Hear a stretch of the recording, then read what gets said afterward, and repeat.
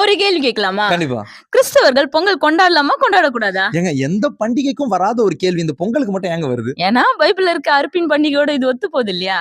அப்படி நம்ம ஒரு நாளும் பார்க்கவும் கூடாது, எடுத்துக்கொள்ளவும் முடியாது. ஓகே. ஏன்னு சொல்லி முதல் காரியம் சொல்றேனே. முதல் விஷயம் டேட். இது சித்திரை மாதம் தான் தமிழ் கேலண்டருடைய முதல் மாதம். ஆனா நம்ம பைபிள்ல போட்டிருக்கு முதல் மாதத்தின் 15வது நாள் அந்த புளிப்பில்லா அப்ப பண்டிகை. அதுக்கப்புறமா அதுல நம்ம ஹார்வெஸ்ட் ஃபெஸ்டிவலாவும் எடுத்துக்கொள்கிறோம். அது போக இன்னும் ஒரு 2 ஹார்வெஸ்ட் ஃபெஸ்டிவல் வரும் பைபிள்ல. பட் மெயினா பார்த்தோம்னா டேட்டே ரெண்டுத்துக்கும் மிஸ் மேட்ச் தான். இது மார்கழி கழிச்சு அடுத்த மாசம் தை மாதத்துடைய முதல் நாள் தான் நம்ம பொங்கல்னு கொண்டாடுறோம். அது ஒரு நாளும் சரி வராதுங்க. ஓகே. பொங்கல் வேற, நம்முடைய பைபிள்ல சொல்லப்பட்டிருக்கிற அறுப்பின் பண்டிகை எல்லாம் கம்ப்ளீட்டா வேற. ரெண்டுத்தையும் ஒரு நாள் ஒப்பிட்டு பார்க்காதீங்க. ஓகே. ஆனா இது தமிழ் கலாச்சாரத்துக்குரிய பண்டிகை இல்ல.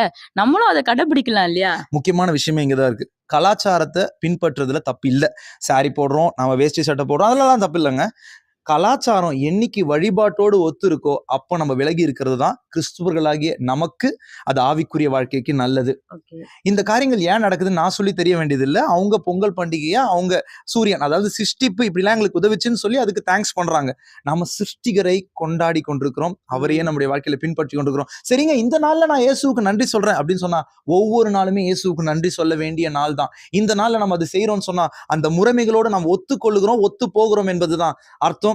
ஒரு நாளும் ட்ரெடிஷனுக்கு எதிரானவர்கள் அல்ல நாம்.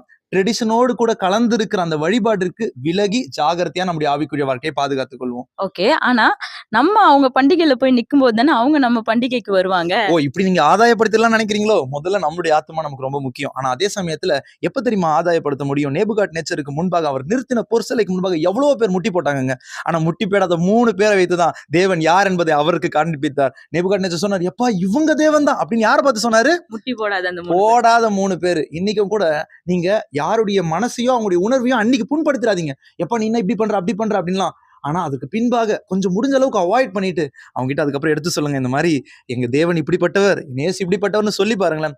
உங்களுடைய அன்பான சாந்த குணத்தை பார்த்து உங்களுடைய நடக்கையை பார்த்து கண்டிப்பா அவங்க ஆத்துமா இயேசுவுக்கு நேராய் திரும்பும்.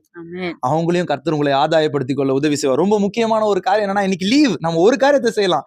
எல்லாரும் சேர்ந்து தேவனை ஆராதிக்கலாம், ஜெபிக்கலாம். அது வாழ்க்கையில ஒரு பெரிய மாற்றத்தை கொண்டு வரும். உங்க வாழ்க்கையிலும் பெரிய மாற்றத்தை கொண்டு வரும். ஏனென்றால் இயேசு உங்களை நேசிக்கிறார். God bless you.